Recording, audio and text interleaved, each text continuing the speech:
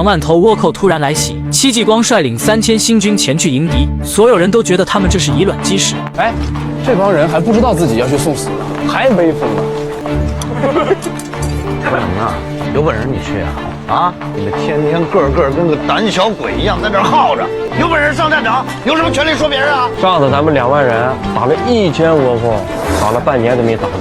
得了吧！戚家军离开新河后，马不停蹄地急行了一天，终于在宁波一带遇到了倭寇，但这人数明显不够2万人。戚继光见状，立马下令布置阵型。只见戚家军迅速行动，藤牌守在前，郎显和长枪兵紧跟其后，个个严阵以待，毫无畏惧。此时的倭寇其实只是一小股日本浪人，他们见到戚家军后却异常兴奋，因为以往的明军见到他们只知道逃命。浪人首领下令火铳手率先发起攻击，然而他们的子弹在藤牌面前根本不值一提。浪人见状，随即发起了冲锋，如野猪般疯狂地冲向高地，眼看就要冲到戚家军跟前，万没想到脚下赫然出现一条鸿沟，冲锋的势头戛然而止，前面的鬼子纷纷踩空摔倒在地，他们爬起来继续冲锋，却被戚家军的盾牌给顶回去。紧接着迎接他们的便是长枪手的收割，后面的鬼子不断涌来，郎显手则负责将他们拖进阵地宰割。随后又是火力凶猛的3眼冲，前排的鬼子瞬间全都倒地不起。浪人首领见情势不妙，赶紧下令撤退。这一波冲锋，他们就留下了300多具尸体，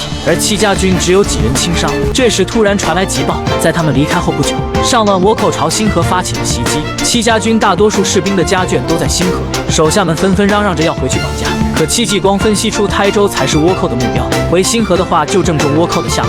于是他决定将3000人兵分2路，让副将带一半人回去支援，自己带一半人赶往台州。经过1天的急行军，戚家军终于赶到台州城府外的花街镇，随即与倭寇发生激烈交战。狭路相逢勇者胜，在狭窄的街道里，戚家军的郎显发挥了巨大作用，打得倭寇节节败退。倭寇主将见状，当即想出了破解之法。正所谓1寸长1寸强，他让前排倭寇手握长杆顶住戚家军，火铳和弓箭手则在后面疯狂输出。很快，从前后方涌来的倭寇逼得戚家军进退两难。戚继光爬上屋顶，发现了倭寇主将的方位，于是让士兵们分散跑进小巷里，到前面东北角汇合。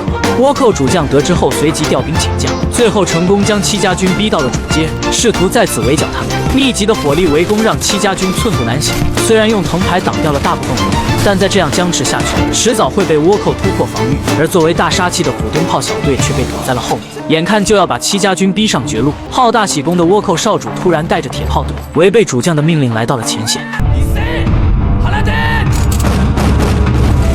虽然有藤牌减伤，但在铁炮强大的轰击下，前排的戚家军纷纷倒下。然而后面的虎蹲炮也终于有机会上前输出。浪人首领见状，妄想趁机报一箭之仇，万没想到直接被虎蹲炮轰成了渣渣灰。